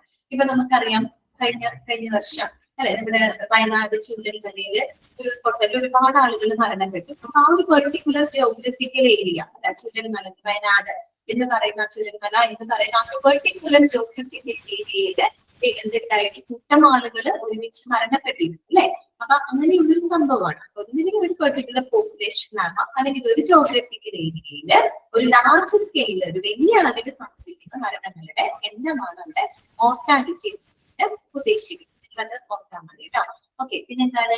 It is normally represented in the form of A mortality rate. അപ്പൊ നമ്മൾ സാധാരണ അതൊരു റേറ്റ് ആയിട്ടാ പറയാം. അതായത് റേറ്റ് എന്ന് വെച്ചാൽ ഒരു പ്രൊപ്പോർഷൻ ആയിട്ട്, ഒരു അനുപാതമായിട്ടോ അല്ലെങ്കിൽ ഒരു പെർസെന്റേജ് ആയിട്ടൊക്കെയാണ് നമ്മൾ പൊതുവെ എന്ത് ചെയ്യാറ്, ഇത് എക്സ്പ്രസ് ചെയ്യാറുള്ളത്. Okay, ഇനി നോക്കിയേ. As per the mortality rate definition, an index of the number of deaths each year or a specified time interval in a specified population is called the mortality rate. ഇങ്ങനെ ഒരേ കാര്യം തന്നെ വീണ്ടും വീണ്ടും എഴുതിയിട്ടാണ്. ഇത്രയും മനസ്സിലാക്കിയാൽ മതി. Mortality rate is the number of deaths in a population. Okay, over a specific period of time. Simple ആയിട്ട് അങ്ങനെ പറഞ്ഞാൽ മതി കേട്ടോ. അത് തന്നെയാണ് ഇവിടെ എഴുതി വെച്ചിരിക്കുന്നത്. പൊതുവെ നമ്മളൊരു സ്പെസിഫിക് പീരീഡ് ഓഫ് ടൈം എന്ന് പറയുമ്പോൾ പൊതുവെ ഒരു വർഷമാണ് നമ്മൾ പറയുന്നത് കേട്ടോ. പെർ ഇയറിലൊക്കെയാണ് നമ്മൾ കാരണം അവിടെ പറയുന്ന ടീച്ച് ചെയ്യുക ഒരു സ്പെസിഫിക് ടൈം പിന്നെ specific population for mortality. Okay, ഇനി നോക്കിയേ, it is normally expressed in population unit കേട്ടോ. പിന്നെ നമ്മൾ ഇത് പൊതുവെ ഇങ്ങനെ എക്സ്പ്രസ് ചെയ്യാം, ഓരോ പോപ്പുലേഷൻ യൂണിറ്റുകളായിട്ടാണ് നമ്മൾ എക്സ്പ്രസ് ചെയ്യുക. അതായത് നമ്മൾ ഇപ്പൊ ഡെത്ത് റേറ്റ് നമ്മളിപ്പോ ടോട്ടൽ നമ്പർ ഓഫ് ഡെത്തിനെ 1000 പീപ്പിൾ, അപ്പൊ 1000 ആളുകളില് കണ്ടോ, ഒരു യൂണിറ്റ് ആണ് പോപ്പുലേഷൻ യൂണിറ്റ്. 1000 ആളുകളിൽ ഇത്ര പേര് മരിക്കുന്നു, അല്ലെങ്കിൽ 1,00,000 പീപ്പിൾ, അതായത് 1,00,000 ആളുകളിൽ എത്ര പേര് മരിക്കുന്നു. അപ്പൊ 1,00,000 ആളുകളില് 1000 ആളുകള്, 10,000 ആളുകള്, അതൊക്കെ ഓരോ യൂണിറ്റുകളാണ്, ഒരു പോപ്പുലേഷൻ യൂണിറ്റുകളാണ്. അങ്ങനെ ഒരു പോപ്പുലേഷൻ യൂണിറ്റുകളായിട്ടാണ് നമ്മളത് പറയുന്നത് കേട്ടോ. ഓക്കെ, ഇനി നോക്കാം, ലൈക്ക് ഡെത്ത് പെർ 1000 പീപ്പിൾ കേട്ടോ. ഡെത്ത് പെർ 1000 പീപ്പിൾ എന്ന് വെച്ചാൽ എന്താണ്, 1000 ആളുകളിൽ ഇത്ര ആളുകൾ മരിക്കുന്നു, അല്ലെങ്കിൽ 1,00,000 ആളുകള്, 10,000 ആളുകള്, ആ 10,000, 1000, 1,00,000, 2,00,000 എന്നൊക്കെ പറയുന്ന ഓരോ പോപ്പുലേഷൻ യൂണിറ്റുകളാണ്. ഓക്കെ, അങ്ങനെ ഒരു യൂണിറ്റുകളായിട്ടാണ് നമ്മൾ എക്സ്പ്രസ് ചെയ്യുന്നത് കേട്ടോ. For a recall period or a specified time frame. Okay, clear ആയല്ലോ നിങ്ങൾക്ക്? മോർട്ടാലിറ്റി റേറ്റ് എന്താണെന്ന് മനസ്സിലായല്ലോ? അടുത്തത് കേട്ടോ, death rate and its measures കേട്ടോ. കാൽക്കുലേറ്റിംഗ് എ മോർട്ടാലിറ്റി റേറ്റ് കേട്ടോ. മോർട്ടാലിറ്റി റേറ്റിനുള്ള ഇക്വേഷൻ ഇമ്പോർട്ടന്റ് ആണ് കേട്ടോ. അത് നിങ്ങൾ ഒന്നില്ലെങ്കിൽ അണ്ടർലൈൻ ചെയ്ത് വെക്കാം, ഒരു ബോക്സിലിട്ട് വെച്ചു. ഓക്കെ, ഇതൊക്കെ എപ്പോഴും ചോദിക്കുന്നതാണ്, മോർട്ടാലിറ്റി റേറ്റ് ഇക്വേഷൻ ഒക്കെ ചോദിക്കുന്നതാണ്. ഇതിന് രണ്ടു ഇക്വേഷൻ നമുക്ക് പഠിക്കാനായിട്ടുണ്ട്, അപ്പൊ അതൊക്കെ ബോക്സിലിട്ട് വെക്കും കേട്ടോ. Okay, calculating a mortality rate. The mortality rate formula used for the calculation, right, according to the available statistics is formula underline ചെയ്ത് വെക്കുക, അല്ലെങ്കിൽ ബോക്സിലാക്കി വെക്കുക കേട്ടോ. എന്താണ് mortality rate is equal to number of deaths divided by total population into 1000 all divided by 365. ആണ് അതുകൊണ്ട് വായിക്കാം, number of death, അതായത് നമ്പർ ഓഫ് ഡെത്തിന്റെ പോപ്പുലേഷൻ അല്ലെ, number of death divided by total population into 1000. നമ്മൾ പറഞ്ഞു യൂണിറ്റ് ആയിട്ടാ പറയാം അല്ലെ, 1000 പീപ്പിളിലാണ് നമ്മൾ ഇവിടെ കണക്കാക്കുന്നത് അല്ലെ. ടോട്ടൽ പോപ്പുലേഷൻ ഇൻറ്റു 1000 എന്ന് പറഞ്ഞാൽ എന്താണ്, പെർ 1000 പീപ്പിൾ 1000 ആളുകൾ അടങ്ങുന്ന ഒരു പോപ്പുലേഷനിൽ എത്ര ആളുകൾ മരണപ്പെടുന്നു. ഓക്കെ, ഇതാണ് ന്യൂമറേറ്ററിലെ number of death divided by total population into 1000. That means per 1000 people. പിന്നെന്താണ് ബൈ 365. 365 എന്താണ്, ഒരു വർഷമാണ്. നമ്മൾ പറഞ്ഞല്ലോ സാധാരണ per ഇയറിലാണ് നമ്മൾ കണക്കാക്കുക അല്ലെ. അപ്പൊ 365 ഡേയ്സ് ആണല്ലോ ഒരു വർഷത്തിലുള്ളത്. സോ ഡിവൈഡഡ് ബൈ 365 കേട്ടോ. ഓക്കെ, ക്ലിയർ ആയോ? നമ്മൾ ഈ പറഞ്ഞ കാര്യം തന്നെയാണ് ഫോർമുല ആയിട്ട് എഴുതി വെച്ചിരിക്കുന്നത് കേട്ടോ. അപ്പൊ number of death divided by total population into 1000 divided by 365. ഇങ്ങനെ തന്നെ പഠിച്ചു വെച്ചിട്ടുണ്ട് കേട്ടോ. into 1000 by 365. That means 365 per year കണക്കാക്കുന്നതാണ് കേട്ടോ. അതാണ് ജനറൽ ആയിട്ടുള്ള മോർട്ടാലിറ്റി റേറ്റിനുള്ള ഇക്വേഷൻ. ഇതാണ്. ഇനി നമുക്ക് ഇത് എവിടെ അപ്ലൈ ചെയ്യണം? ഹോസ്പിറ്റലിൽ അപ്ലൈ ചെയ്യണം. ഇതിപ്പോ നമ്മൾ മൊത്തത്തിൽ ഒരു പോപ്പുലേഷനെ സംബന്ധിക്കുന്ന ഒരു ജനറൽ ഫോർമുലയാണ്, മോർട്ടാലിറ്റി ഫോർമുലയാണ് നമ്മൾ പറഞ്ഞത്. ഇനി നമ്മൾ അതിനെ ഒരു ഹോസ്പിറ്റലിലോട്ട് നമുക്കത് എക്സ്പ്രസ് ചെയ്ത് പറയണം അല്ലെ. ഹോസ്പിറ്റലിൽ നമുക്ക് ആ ഒരു ഹോസ്പിറ്റലിന്റെ കണ്ടീഷൻ അത് പറയണം. അതാണ് ഇനി അടുത്ത ഇക്വേഷൻ ആയിട്ട് നോക്കുന്നത് കേട്ടോ. ഇൻ ഹോസ്പിറ്റൽ എങ്ങനെയാണ് ഗ്രോസ് മോർട്ടാലിറ്റി റേറ്റ് എന്ന് പറയാം. എന്താണ് gross mortality rate is equal to, ശ്രദ്ധിച്ച് കേട്ടോ, അതും ഇമ്പോർട്ടന്റ് ഫോർമുലയാണ്, total number of death happened in the hospital in a period. കണ്ടോ, ഹോസ്പിറ്റലിൽ പറയുമ്പോൾ നമ്മൾ ഹോസ്പിറ്റലിന് എടുത്ത് എഴുതണം, ഇത്രയേ ഉള്ളൂ. നമ്മളിപ്പോ ഒരു പെർട്ടിക്കുലർ ജോഗ്രഫിക്കൽ ഏരിയ വെച്ച് പറയുന്ന ആ ജോഗ്രഫിക്കൽ ഏരിയയുടെ പേര് അവിടെ എഴുതണം, ഇത്രയേ ഉള്ളൂ. ഹോസ്പിറ്റൽ ആയതുകൊണ്ട് നമ്മൾ എന്ത് എഴുതുന്നു, total number of death happen in the hospital in a period, അതായത് ഒരു നിശ്ചിത സമയത്ത്. ഓക്കെ, ഒരു നിശ്ചിത സമയത്ത്, ആ സമയം എത്ര വേണമെങ്കിലും ആവാട്ടോ, ഒരു വർഷം ആവാം, ഒരു മാസം ആവാം, എങ്ങനെയാന്ന് വെച്ചാൽ അങ്ങനെ. ഓക്കെ, അപ്പൊ ഒരു നിശ്ചിത സമയത്ത് ഒരു ഹോസ്പിറ്റലിൽ സംഭവിക്കുന്ന മരണങ്ങളുടെ ആകെ എണ്ണം, അതാണ് ന്യൂമറേറ്റർ ആയിട്ട് വരുന്നത് കേട്ടോ. ഡിവൈഡഡ് ബൈ എന്താണ്, total number of death discharges during that period into 100. അതാണ് ഡിനോമിനേറ്റർ. ഛേദത്തിൽ എന്താ വരുന്നത്, total number of death discharges during that period. അതേ കാലയളവില് ആ ഹോസ്പിറ്റലില് മരണങ്ങൾ ഉൾപ്പെടെ നടക്കുന്ന ഡിസ്ചാർജുകളുടെ ആകെ എണ്ണം ഇൻറ്റു എന്താണ്, ഇൻറ്റു 100. 100 ഇൻറ്റു ചെയ്ത പെർസെന്റേജ് ആയിട്ടാണ് പറയുന്നത്. ഓക്കെ, പെർസെന്റേജിൽ പറയുന്നത് കൊണ്ട് ഇൻറ്റു 100 ചെയ്തു. കിട്ടുന്ന വാല്യൂന് ഇൻറ്റു 100 ചെയ്താൽ നമുക്ക് ഇത്ര പെർസെന്റേജ് എന്ന് പറഞ്ഞിട്ട് നമുക്കത് കണക്കാക്കാം. കിട്ടിയോ ഫോർമുല? അപ്പൊ എന്താണ് ഹോസ്പിറ്റലില് ഗ്രോസ് മോർട്ടാലിറ്റി റേറ്റ് എന്ന് പറയുന്നത് ഇതേ സെയിം ഫോർമുല തന്നെ കേട്ടോ. നമ്മൾ ഹോസ്പിറ്റലിന്റെ വെളിച്ചത്തിൽ അപ്ലൈ ചെയ്യുന്നത് മാത്രം. എങ്ങനെയാണ്? Total number of death happen in the ഹോസ്പിറ്റലിന്റെ പീരീഡ്, നിശ്ചിത സമയത്ത് ആ ഹോസ്പിറ്റലിൽ ഉണ്ടാവുന്ന മരണങ്ങളുടെ ആകെ എണ്ണം divided by total number of death discharges during that period. അതേ കാലയളവിൽ തന്നെ മരണങ്ങൾ ഉൾപ്പെടെ ആ ഹോസ്പിറ്റലിൽ നടക്കുന്ന ഡിസ്ചാർജുകളുടെ ആകെ എണ്ണം ഇൻറ്റു 100. അപ്പൊ നിങ്ങൾക്ക് അവിടെ ഒരു സംശയം വരികയാണ്, എന്താണ് ഡിനോമിനേറ്ററിൽ ഡെത്ത് ഡിസ്ചാർജസ് എഴുതാൻ എന്താണ് കാരണം? ഇതിലൊരു സംശയം വരുമ്പോ തോന്നിയിട്ടുണ്ടാവും. മരണം ഉൾപ്പെടെയുള്ള ഡിസ്ചാർജസ് എന്നാണ് പറഞ്ഞത്. ഓക്കെ, ഡിസ്ചാർജ് എന്ന് പറയുമ്പോൾ മരണം ഒരു ഡിസ്ചാർജ് തന്നെയാണ് അല്ലെ? ഡിസ്ചാർജ് ഡ്യൂ ടു ഡെത്ത് ആണ്. മരിക്കാന്ന് പറയുമ്പോൾ ഹോസ്പിറ്റലിൽ വെച്ച് ആള് മരണപ്പെടുക എന്ന് പറയുമ്പോൾ അയാളുടെ ഡിസ്ചാർജ് ആയിട്ട് തന്നെയാണ് കണക്കാക്കുന്നത് അല്ലെ? മരിച്ചു പോയി. സോ അത് ഡിസ്ചാർജ് ആയിട്ടാണ് കണക്കാക്കുന്നത്. ഓക്കെ, അപ്പോ നോട്ട് ചെയ്യേണ്ട ഒരു കാര്യമുണ്ട്. ഓൾ ദ ഡെത്ത് എന്ന് പറയുമ്പോൾ എമർജൻസി ആൻഡ് ഐസിയു. ഇപ്പൊ എമർജൻസിയിലായാലും ഐസിയുവിൽ നടക്കുന്ന എല്ലാ മരണങ്ങളും അതിനകത്ത് ഉൾപ്പെടുത്തുന്നുണ്ട്. അല്ലാണ്ട് ഒരു സ്പെസിഫിക് ആയിട്ടുള്ള മരണം, വയസ്സെത്തിയിട്ടുള്ള മരണമോ അല്ലെങ്കിൽ ഇഞ്ചുറി മൂലമുള്ള മരണം അങ്ങനൊന്നും നമ്മൾ സോർട്ട് ചെയ്തില്ല. എല്ലാ തരത്തിലുള്ള മരണങ്ങളും അവർ കൺസിഡർ ചെയ്യുന്നുണ്ട്. അതിപ്പോ ഹോസ്പിറ്റലിലെ ഏത് ഡിപ്പാർട്ട്മെന്റിൽ നടക്കുന്നതായിക്കൊണ്ടേ അത് പ്രശ്നമല്ല. അതാണ് പറയുന്നത് എമർജൻസി ഡിപ്പാർട്ട്മെന്റ് ആയിക്കോട്ടെ, ഐസിയു ആയിക്കോട്ടെ, ഏത് ഡിപ്പാർട്ട്മെന്റ് ആയിക്കോട്ടെ, ഹോസ്പിറ്റലിൽ വെച്ചിട്ടാണോ മരണം നടക്കുന്നത് മാത്രം നോക്കിയാൽ മതി കേട്ടോ. അപ്പൊ all the death that must be counted അല്ലെ? ഹോസ്പിറ്റലിൽ വെച്ച് നടക്കുന്ന എല്ലാ മരണങ്ങളും അവിടെ നമ്മൾ കൗണ്ട് ചെയ്യുന്നുണ്ട്. ഇനി അടുത്ത ശ്രദ്ധിച്ചേ, ഇൻ ഡിനോമിനേറ്റർ എന്ന് വെച്ചാൽ ചെയ്തോണ്ട് കേട്ടോ, താഴെ വരുന്ന ആണ്. In denominator all type of discharges must be taken into account. എല്ലാ തരത്തിലുള്ള ഡിസ്ചാർജുകളും അവിടെ നമ്മൾ കണക്കിലെടുക്കുന്നുണ്ട്. എന്താണ് എല്ലാ തരത്തിലുമുള്ള ഡിസ്ചാർജ് എന്ന് ഉദ്ദേശിക്കാൻ കാരണം? മരണം ഉൾപ്പെടെയുള്ള എല്ലാ ഡിസ്ചാർജുകളും. അതായത് മരണം എന്ന് പറയുന്നത് ഒരു ഡിസ്ചാർജ് ആണല്ലോ. പിന്നെ വേറൊരു ഡിസ്ചാർജ് എന്താണ്? സാധാരണ നമ്മൾ discharge after the completion of treatment കഴിഞ്ഞ് കഴിഞ്ഞാൽ രോഗിയെ നമ്മൾ ഡിസ്ചാർജ് ചെയ്യില്ലേ? ഇല്ലേ? അതിന്റെ ട്രീറ്റ്മെന്റ് ഒക്കെ കഴിഞ്ഞ് ബെറ്റർ ആയി കഴിഞ്ഞാൽ സ്വാഭാവികമായിട്ട് ആ രോഗിയെ നമ്മൾ ഹോസ്പിറ്റലിൽ നിന്ന് ഡിസ്ചാർജ് ചെയ്യും. ആ ഡിസ്ചാർജ് അതിനകത്ത് ഉൾപ്പെടുന്നുണ്ട്. പിന്നെ വേറൊരു ഡിസ്ചാർജ് എന്താണ്? ലാമ എന്ന് നിങ്ങൾ കേട്ടിട്ടുണ്ടല്ലോ. അതായത് ലിവിങ് അഗെയിൻസ്റ്റ് മെഡിക്കൽ അഡ്വൈസ് അല്ലെങ്കിൽ ഡിസ്ചാർജ് അഗെയിൻസ്റ്റ് മെഡിക്കൽ അഡ്വൈസ്. അതായത് നമ്മൾ ഡോക്ടറുടെ നിർദ്ദേശത്തിന് വിപരീതമായിട്ട് ഡിസ്ചാർജ് ചെയ്തു പോകുന്ന കേസുകളുണ്ട്. അതും നമ്മളിവിടെ കണക്കിലെടുക്കണം. അതും ഡിസ്ചാർജിലായിട്ട് തന്നെയല്ലേ കണക്കിലെടുക്കേണ്ടത്. ഓക്കെ, അതൊരു കേസാണ്. പിന്നെ വേറൊരു ഡിസ്ചാർജ് ഉണ്ടല്ലോ. എന്താണ്? അതായത് നമ്മളിപ്പോ ഒരു പേഷ്യന്റിനെ ഒരു ഹോസ്പിറ്റലിൽ നിന്നും മറ്റൊരു ഹോസ്പിറ്റലിലോട്ട് നമ്മൾ ട്രാൻസ്ഫർ ചെയ്യാണെന്ന് ഇരിക്കട്ടെ. അപ്പൊ സ്വാഭാവികമായിട്ടും നിലവിലെ ഹോസ്പിറ്റലിൽ നിന്ന് ഡിസ്ചാർജ് കൊടുത്തിട്ട് വേണ്ടേ അവര് വേറൊരു ഹോസ്പിറ്റലിലോട്ട് നമുക്ക് വിടാനായിട്ട്? ഓക്കെ, അപ്പൊ അതൊന്നും ഒരു ഡിസ്ചാർജ് അല്ലേ? അപ്പൊ അങ്ങനെ ഈ പറയുന്ന എല്ലാ ഡിസ്ചാർജസും അവിടെ കണക്കിലെടുക്കണം. ഇതിന്റെ ഉൾപ്പെടെ മരണം ഉൾപ്പെടെ. മരണത്തിന്റെ കാര്യം ന്യൂമറേറ്ററിൽ പറയുന്നുണ്ട്. അതുൾപ്പെടെ ആ മരണം ഉൾപ്പെടെയുള്ള ഡിസ്ചാർജുകളെല്ലാം തന്നെ കണക്കാക്കും. മരണം മൂലം ട്രീറ്റ്മെന്റ് കഴിഞ്ഞു പോകുന്ന discharge, living against medical advice, അതായത് ഡോക്ടറുടെ നിർദ്ദേശത്തിന് വിപരീതമായിട്ട് ഡിസ്ചാർജ് ചെയ്ത് പോകുന്ന കേസ് ട്രാൻസ്ഫർ ചെയ്യുമ്പോൾ നമ്മൾ ഡിസ്ചാർജ് ചെയ്യും അല്ലെ? ഇങ്ങനെയുള്ള എല്ലാ ഡിസ്ചാർജസിലും ഇവിടെ കൺസിഡർ ചെയ്യേണ്ടതുണ്ട്. ഈ ഒരു ഫോർമുലയിൽ കൺസിഡർ ചെയ്യുന്നത്. ഓക്കെ, അങ്ങനെയാണ് ആ ഫോർമുല എഴുതിയിരിക്കുന്നത്. ഇൻറ്റു 100 ചെയ്യുന്നത് എന്തുകൊണ്ടാണ്? പെർസെന്റേജിൽ എക്സ്പ്രസ് ചെയ്യാൻ വേണ്ടിയിട്ടാണ് കേട്ടോ. ക്ലിയർ ആയല്ലോ? അതാണ് ഗ്രോസ് മോർട്ടാലിറ്റി റേറ്റ് എന്നുകൊണ്ട് ഉദ്ദേശിക്കുന്നത്. അപ്പൊ അവിടെ എല്ലാ ഹോസ്പിറ്റൽ ഡെത്തിനെയും നമ്മൾ അവിടെ കൺസിഡർ ചെയ്യുന്നുണ്ട്.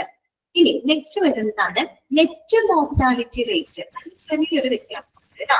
എന്താണ് നെറ്റ് മോർട്ടാലിറ്റി റേറ്റ് എന്ന് പറയുന്നത്? ഇത് ഗ്രോസ് മോർട്ടാലിറ്റി റേറ്റ് ആണ്.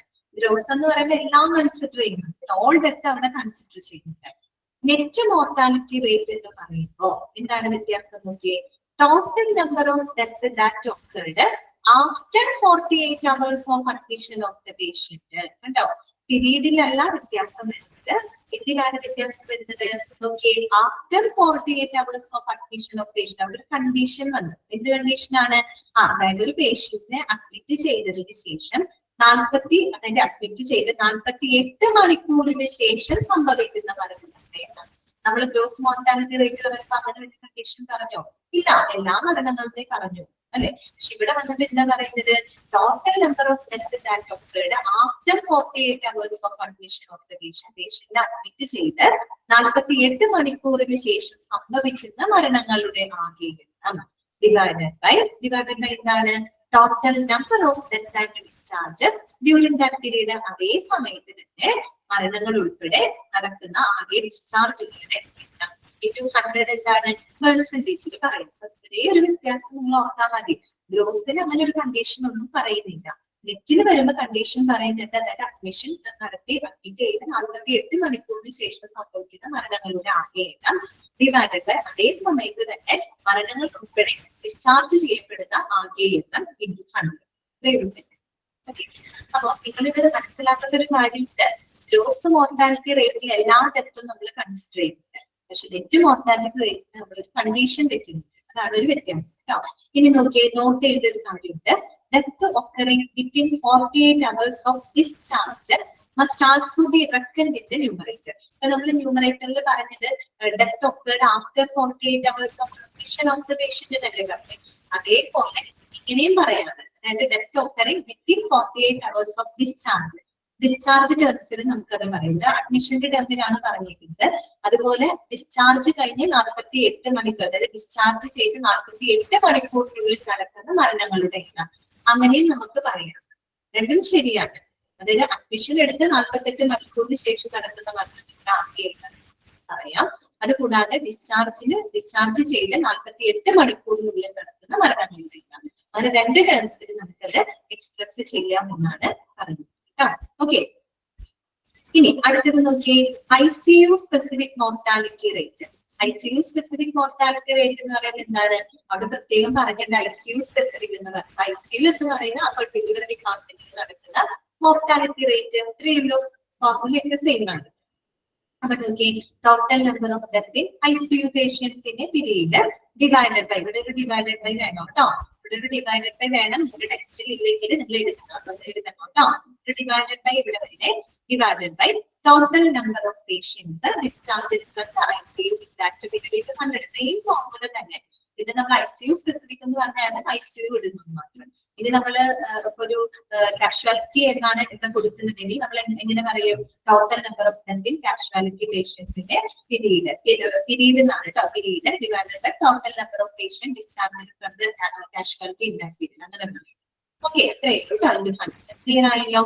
അപ്പൊ നോട്ട് ചെയ്യേണ്ട കാര്യം, similar lines condition specific or speciality specific death rate can also be calculated. Like maternity, mortality rate, etcetera. ഇതുപോലെ നമുക്ക് ഏത് ഡിപ്പാർട്ട്മെന്റിനെ സ്പെസിഫൈ ചെയ്തുകൊണ്ട് നമുക്ക് ഈ ഫോർമുല അപ്ലൈ ചെയ്യാം. ക്ലിയർ ആയോ?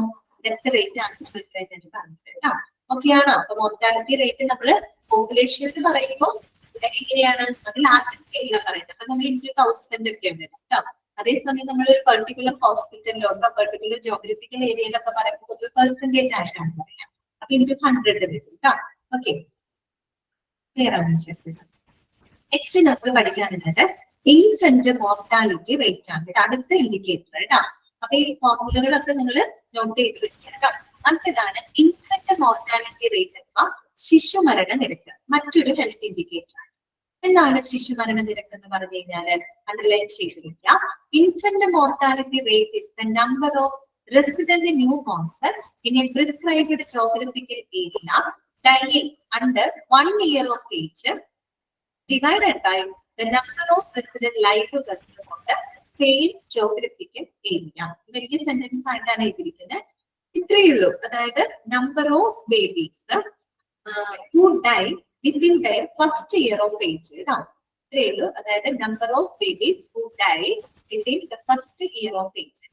ചുരുക്കി പറഞ്ഞു കഴിഞ്ഞാൽ ഒരു പെർട്ടിക്കുലർ ജോഗ്രഫിക്കൽ ഏരിയയില്, ജോഗ്രഫിക്കൽ ഏരിയ എന്ന് പറയുമ്പോൾ അതൊരു കൺട്രി ആവാം, രാജ്യമാവാം, അല്ലെങ്കിൽ ഒരു സ്റ്റേറ്റ് ആവാം, അല്ലെങ്കിൽ ഒരു കൺട്രി പറഞ്ഞതാണ്. ഒരു കൺട്രി അല്ലെങ്കിൽ ഒരു സ്റ്റേറ്റ് ആണെങ്കിൽ ഒരു ജോഗ്രഫിക്കൽ ഏരിയ എന്ന് പറയുന്നത്. ആ ഒരു ജോഗ്രഫിക്കൽ ഏരിയയില് നടക്കുന്ന 1000 ജനനങ്ങളില്, എത്രയാണ്? പൊതുവെ 1000-ലാണ് പറയാ കേട്ടോ. അതൊന്ന് പറഞ്ഞല്ലോ, ഒരു പോപ്പുലേഷൻ യൂണിറ്റ് പൊതുവെ 1000 യൂണിറ്റിലാണ് പറയാറ്. അപ്പോ 1000 ജനനങ്ങളില്, ശ്രദ്ധിച്ച് 1000 ജനനങ്ങളില് 1 വയസ്സ് എത്തുന്നതിന് മുൻപ് മരണപ്പെടുന്ന കുഞ്ഞുങ്ങളുടെ ക്ലിയർ ആയോ? അവരെയാണ് നമ്മൾ ഇൻഫന്റ് ആയിട്ട് കണക്കാക്കുന്നത് കേട്ടോ. 1 വയസ്സ് എത്തുന്നതിന് മുൻപുള്ള കുഞ്ഞുങ്ങളുണ്ടല്ലോ, അവരെയാണ് നമ്മൾ ഇൻഫൻസ്, ശിശുക്കൾ എന്നുള്ള രീതിയിൽ കണക്കാക്കുന്നത്. അപ്പൊ ശിശുമരണ നിരക്ക് എന്ന് പറഞ്ഞാല് ഒരു പെർട്ടിക്കുലർ ജോഗ്രഫിക്കൽ ഏരിയയില്, അല്ലെ, ഒരു നിർദ്ദിഷ്ട കാലയളവില് ഒരു പെർട്ടിക്കുലർ ജോഗ്രഫിക്കൽ ഏരിയയിൽ ഉണ്ടാവുന്ന 1000 ജനനങ്ങളില് 1 വയസ്സ് എത്തുന്നതിന് മുൻപ് മരണപ്പെടുന്ന കുഞ്ഞുങ്ങളുടെ എണ്ണം. ഇതാണെന്ത്? ഇൻഫന്റ് മോർട്ടാലിറ്റി റേറ്റ് എന്ന് പറയുന്നത്. അതായത് 1000 ജനനങ്ങൾ നടക്കുന്നുണ്ട്, പക്ഷെ അതിനകത്ത് 1 വയസ്സെത്തുന്നതിന് മുമ്പ് എത്ര കുഞ്ഞുങ്ങൾ മരണപ്പെടുന്നു എന്നതാണ് ഇൻഫന്റ് മോർട്ടാലിറ്റി റേറ്റ് ഉദ്ദേശിക്കുന്നത്. അതാണ് അവിടെ എഴുതിയിരിക്കുന്നത് കേട്ടോ. It is the number of resident newborns in a prescribed geographical area dying എന്ന് വെച്ചാൽ മരണപ്പെടുക കേട്ടോ. under 1 year of age കണ്ടോ, 1 year of age വെച്ച് 1 വയസ്സെത്തുന്നതിന് മുമ്പ് മരണപ്പെടുക കേട്ടോ. That is divided by, അതാണ് ന്യൂമറേറ്ററിൽ വരിക, divided by number of resident live birth for the same geographical area normally and multiplied by 1000. Divided by എന്താണ്, 1000 ജനനങ്ങൾ നടക്കുന്നതിന് എത്ര കുഞ്ഞുങ്ങൾ മരണപ്പെടും കേട്ടോ. നോക്കാം, ഫോർമുല അണ്ടർലൈൻ ചെയ്ത് വെക്കാം. Number of resident infants, number of, ഇവിടെ ഒന്ന് തിരുത്തണം, നമ്പർ ഓഫ് ഡെത്ത് എന്നാണ് കേട്ടോ. Number of death, okay, number of resident infant death എവിടെയാണെന്നറിയോ? ഈ ഒരു ഡിവിഷന്റെ സിംബൽ വരുന്നത് ഇവിടെയാണ് കേട്ടോ. നിങ്ങളുടെ കറക്റ്റ് ആണോ? നിങ്ങളുടെ കറക്റ്റ് ആയിട്ടാണോ എടുക്കുന്നത്? ആണ്, അപ്പൊ കുഴപ്പമില്ല. അപ്പൊ നോക്കി, number of resident infant death divided by number of resident live birth into 1000. അതായത് ആ ഒരു 1000 ജനനത്തില് എത്ര കുഞ്ഞുങ്ങൾ 1 വയസ്സെത്തുന്നതിന് മുമ്പ് മരണപ്പെടുന്നുണ്ട് എന്നതാണ് ശിശു മരണം കേട്ടോ. ഈ ഒരു ഫോർമുല ഇമ്പോർട്ടന്റ് ആണ്. അതിന്റെ എക്സാമ്പിൾ ഇവിടെ കൊടുത്തിട്ടുണ്ട്, നിങ്ങൾക്ക് മനസ്സിലാക്കാനായിട്ട് നോക്കുക. 1300 infant death in 2008 among state residents കേട്ടോ. ഏതെങ്കിലും ഒരു പെർട്ടിക്കുലർ സ്റ്റേറ്റ്. ഓക്കെ, അപ്പൊ അതിനകത്ത് 2008 വർഷം, കാലയളവ് 2008 ആണ്. 2008 വർഷത്തില് 1300 കുഞ്ഞുങ്ങള് മരണപ്പെടുന്നത്. പെർസെന്റേജിലെല്ലാം 1000-ലാണ്. നമ്മൾ പെർസെന്റേജിൽ എപ്പോഴാ പറയാന്നോ, അത് നമ്മളൊരു ഹോസ്പിറ്റലിൽ പറയുമ്പോ അല്ലെങ്കിൽ ഒരു ചെറിയ യൂണിറ്റിലൊക്കെ പറയില്ല, അപ്പോഴൊക്കെയാണ് നമ്മൾ പെർസെന്റേജിൽ പറയുന്നത്. ഇതിപ്പോ നമ്മൾ ജനറലൈസ് ചെയ്തുള്ള ഇക്വേഷനാണ്. അതൊരു വലിയ പോപ്പുലേഷനെ ബേസ് ചെയ്തിട്ടാണ് പറയാം. അപ്പൊ നമ്മൾ പൊതുവെ 1000, അതായത് നമ്മൾ നേരത്തെ പറഞ്ഞല്ലോ പോപ്പുലേഷൻ യൂണിറ്റ്, അങ്ങനെയാണ് കേട്ടോ. ഓക്കെ, അപ്പൊ നോക്കാം, പറയുന്നുള്ളൂ. അതായത് 1300 infant death in 2008 എന്ന സ്റ്റേറ്റ് റെസിഡൻസ്. 2008 ഏകദേശം 1300 ശിശുക്കളുടെ മരണം നടന്നിട്ടുണ്ട് കേട്ടോ. അതേ വർഷം തന്നെ 1,50,000 ലൈവ് ബർത്ത് 2008 സ്റ്റേറ്റ് റെസിഡൻസ്. അതേ വർഷം എന്താണ്, ഏകദേശം 1,50,000 കുഞ്ഞുങ്ങള് അവിടെ ജനിച്ചിട്ടുണ്ട്. ആ ജനിച്ചതിനകത്ത് 1300 കുഞ്ഞുങ്ങൾ മരണപ്പെടാന്ന് വെച്ചാൽ 1 വയസ്സെത്തുന്നതിന് മുൻപ് മരണപ്പെട്ട കുഞ്ഞുങ്ങളുടെ എണ്ണമാണ് 1300. അപ്പൊ നമ്മൾ ഈ ഫോർമുല അപ്ലൈ ചെയ്താൽ എങ്ങനെ വരും? Number of resident infant death എത്രയാ? 1300 ഡിവൈഡഡ് ബൈ എന്താണ്, number of resident live birth, എത്ര ബർത്ത് വന്നേ? 1,50,000 into 1000. എത്ര വരും? 8.7. 8.7 infant death per 1000 live birth. 8.7 ഒരു നിരക്കിലാണ് നമ്മൾ പറയുന്നത് കേട്ടോ. അത് പോയിന്റിന്റെ ഇതൊന്നും നിങ്ങൾ നോക്കണ്ട. നമ്മൾ ഇത്ര, നമ്മളിപ്പോ സെൻസസ് ഒക്കെ എടുക്കുമ്പോൾ ഇത്ര പെർസെന്റേജ്, ഇത്ര പോയിന്റ് ഒക്കെ വെച്ച് നമ്മൾ പറഞ്ഞാലേ അത്രയേ ഉള്ളൂ കേട്ടോ. അപ്പൊ 8.7 ഡെത്ത് per 1000 ലൈവ് ബർത്ത് 2008 എന്ന സ്റ്റേറ്റ്. ഓക്കെ, ഇത് ജനറലൈസ് ചെയ്തുള്ള ഫോർമുലയാണ്. എന്നുവെച്ചാൽ വലിയൊരു ലാർജ് സ്കെയിൽ പോപ്പുലേഷനിലോട്ട് നമ്മൾ അപ്ലൈ ചെയ്തുകൊണ്ടാണ് ഇത് 1000 ഒക്കെ വെച്ച് പറയുന്നത്. കാരണം അവിടെ പോപ്പുലേഷൻ യൂണിറ്റ് ആയിട്ടല്ലേ പറയാം. ഇനി നോക്കിയേ, ഒരു ഹോസ്പിറ്റലിൽ പറയുമ്പോൾ നമ്മള് ഹോസ്പിറ്റൽ എന്ന് പറയുമ്പോൾ ചെറിയൊരു ഏരിയയിലോട്ട് ചുരുങ്ങിയില്ലേ, അങ്ങനെയൊക്കെ പറയുമ്പോൾ നമ്മൾ പൊതുവെ പെർസെന്റേജ് പറയും. അപ്പൊ ഇവിടെ into 100. ഓക്കെ, അപ്പൊ നോക്കിയേ, ഈ ഹോസ്പിറ്റലിൽ എങ്ങനെയാണ് നമ്മൾ ഈ ഒരു ഇക്വേഷൻ അപ്ലൈ ചെയ്യാം? Infant mortality rate is equal to total number of infant death at hospital. ഹോസ്പിറ്റലിൽ നിന്ന് ചേർക്കണം അല്ലെ, in a period divided by നേരത്തെ പറഞ്ഞ പോലെ total number of infant discharges and death during that period into 100 percentage പറയുന്നു കേട്ടോ. ക്ലിയർ ആയോ? ഓക്കെ ആണോ? അപ്പൊ ഞാനൊന്ന് അൺമ്യൂട്ട് ചെയ്യാണ് കേട്ടോ. ഇന്നത്തെ ക്ലാസ്സിൽ നിങ്ങൾക്ക് എന്തെങ്കിലും സംശയങ്ങൾ ഉണ്ടെങ്കിൽ ചോദിക്കാം കേട്ടോ.